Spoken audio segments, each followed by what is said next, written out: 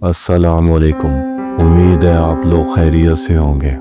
मैं एक सीधी सादी ज़िंदगी गुजारता हूँ, इसलिए मुझे यकीन है कि जो कुछ मैंने गुज़श्ता नए साल की शाम को देखा वो वाक़या किसी हैलुसिनेशन या नशे की हालत में देखा हुआ नहीं था, बल्कि वो 100% हकीकत थी।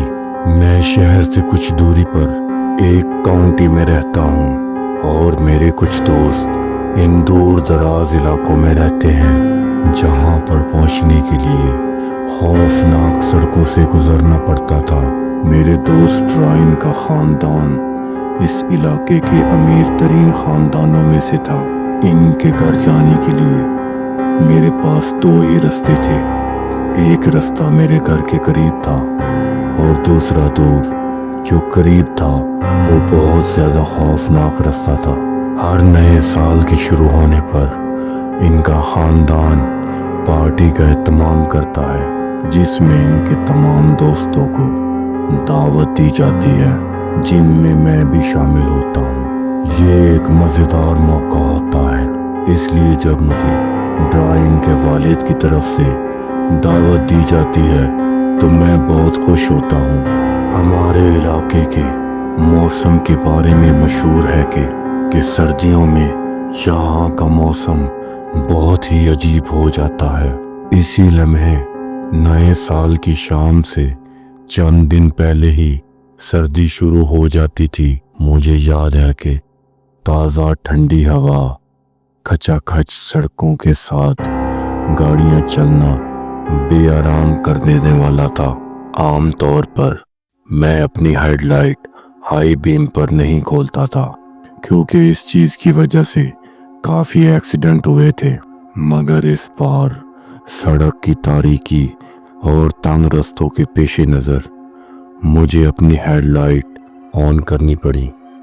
रास्ता दोनों तरफ दरख्तों के जाल में छुपा हुआ था, इसलिए हेडलाइट्स के बावजूद भी मुझे अंदाज़ा नहीं हो रहा था कि रास्ते में कितने मोड़ गुजर चुके हैं।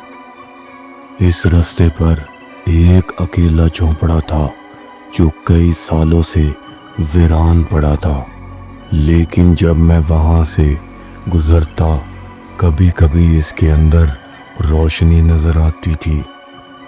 एक सीधी सड़क पर जब मैं आहिस्ता आहिस्ता आगे बढ़ रहा था, उस वीरान रास्ते पर मेरी नज़र पड़ी। दरख्तों के दरमियान मुझे कुछ सफ़ेद चीज़ नज़र आई। जैसे ही मैं करीब पहुंचा, मुझे महसूस हुआ जैसे कोई औरत है जो उस सड़क के किनारे खड़ी थी, और वो बिल्कुल खामोश खड़ी थी। इसने दरख्तों की तरफ अपनी पीठ की हुई थी। उस औरत ने सफ़ेद लिबास पहना हुआ था जो सर्दियों के मौसम के लिए बिल्कुल भी मुनासिब नहीं था। मैंने एहतियात के तौर पर अपनी लाइटें ऑन रखी। इस अंधेरे में मैं इसकी शक्ल वाज़े तौर पर नहीं देख सका, लेकिन जैसे ही मैं इसके करीब पहुंचा, शुक्र है कि ये दरमियान में नहीं थी, लेकिन मुझे फिर ख्याल आया शायद मुझे रुककर इसकी मदद करनी चाहिए। हो सकता है वो मेरे दोस्त ड्राइन की पार्टी में जा रही हो। लेकिन जब मैंने पीछे मुड़कर देखा तो वो औरत वहीं खड़ी थी, मगर अब इसने मुड़कर मेरी तरफ देखना शुरू कर दिया था। ये एक अजीब और खौफनाक लम्हा था। जैसे ही उस सुनसान रास्ते से गुजरा तो मैं पार्टी के बारे में सोचकर दिल ही दिल में खुश हो रहा था, और मैं पार्टी पर पहुंच गया और गाड़ी को बाकी गाड़ियों के साथ बाहर ही खड़ा किया, जहां पर बाकी गाड़ियां भी खड़ी थी।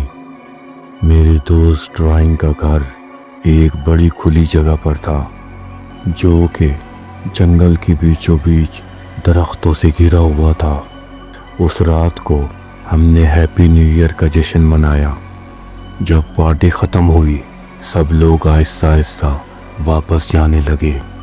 मैंने हमेशा की तरह ड्राइंग के वालिद के साथ کچھ ٹائم سپینڈ کیا اور ان کی مدد کی۔ میں نے گاڑی سٹارٹ کی تو وہ مسنگ کر رہی تھی۔ میں نے سوچا کہ شاید یہ ٹھنڈے موسم کی وجہ سے ہو رہا ہے، اور میں نے حساب لگایا میں واپس گھر تو پہنچ ہی جاؤں گا۔ لیکن پھر مجھے وہ خوفناک عورت یاد آئی، اور کیا وہ عورت ابھی وہاں پر کھڑی ہوگی؟ کیا میرے علاوہ کسی اور نے اس کو دیکھا تھا؟ میرے ذہن میں کچھ ایسے سوال چل رہے تھے۔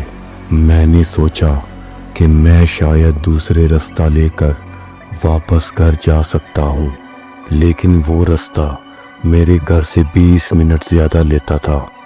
میری گاڑی خراب ہونے کی وجہ سے میں اس رات میں مزید ڈرائیونگ نہیں کرنا چاہتا تھا، اس لیے میں نے سوچا کہ وہی سنسان رستہ لیتا ہوں جس سے میں پارٹی میں آیا تھا۔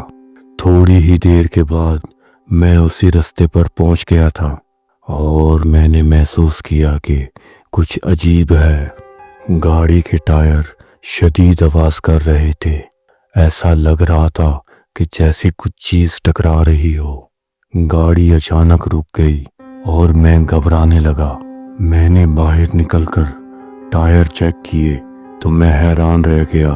چاروں کے چاروں ٹائر بری طرح سے پھٹ چکے تھے۔ ایسا لگ رہا تھا کہ جیسے کسی جانور نے اپنے ناخنوں سے ان کو پھاڑ دیا ہو۔ یہ کوئی عام واقعہ نہیں تھا، بلکہ خوف زدہ کر دینے والا تھا۔ مجھے سمجھ نہیں آیا کہ میرے ساتھ کیا ہوا۔ جب میں وہاں کھڑا تھا تو تمام درختوں کی شاخیں ایک دم سے رک گئیں اور کوئی بھی حرکت نہیں ہو رہی تھی۔ پھر میں نے ایک درخت کے ٹوٹنے کی آواز سنی، جیسے کسی کی چلنے کی آواز ہو۔ میں نے فوراً اپنے فون کی روشنی بند کر دی۔ پھر میں نے کچھ ایسا سنا جو میری ہمت توڑنے والا تھا۔ آواز آئی کہ میں تمہیں دیکھ رہی ہوں۔ میری سانسیں رکنے لگیں اور میرا جسم خوف سے کانپنے لگا۔ وہ آواز ایک عورت کی تھی، تیز اور خوفناک آواز درختوں کے پیچھے سے آ رہی تھی۔ اور پھر اس نے کہا، کیا تم مجھے دیکھ سکتے ہو؟ میں اس کی آواز سن کر سن ہو گیا، اور پھر میری حالت خراب ہونے لگی۔ اچانک میں نے موبائل کی لائٹ آن کی۔ میں نے اس عورت کو درخت پر چڑھا دیکھا۔ سفید لباس تھا اور اس کا چہرہ خوفناک تھا، جیسے وہ اپنے آدھے جبڑے سے مسکرانے کی کوشش کر رہی ہو۔ یہ منظر بہت خوفناک تھا۔ میں نے فوراً دوڑنا شروع کیا۔ میں ڈرائن کے گھر کے قریب تھا، اسی لیے میں نے اس کے گھر کی طرف بھاگنا شروع کیا۔ کچھ دیر بعد میں نے ان کے دروازے پر دستک دی۔ ڈرائن کی ماں نے دروازہ کھولا اور مجھے اندر لے لیا۔ میں نے ان کو سب کچھ بتا دیا اور پولیس کو بھی کال کر دی۔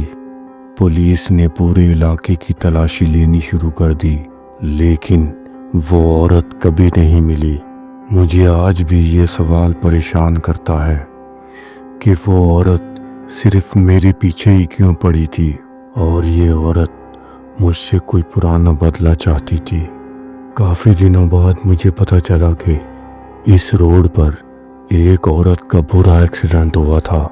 یہ ایکسیڈنٹ اتنا برا تھا کہ اس عورت کی لاش تک نہ ملی، اور اس کے بعد یہ خوفناک واقعات کا سلسلہ شروع ہوا۔ میری قسمت اچھی تھی کہ میں نے گاڑی نہیں روکی، ورنہ جس نے بھی گاڑی روکی وہ زندہ نہیں بچا۔ اگر کہانی پسند آئی ہو تو چینل کو سبسکرائب کریں اور بیل آئیکن کو بھی دبائیں، اور اگر آپ کے پاس کوئی سٹوری ہو تو مجھے ضرور بھیجیں۔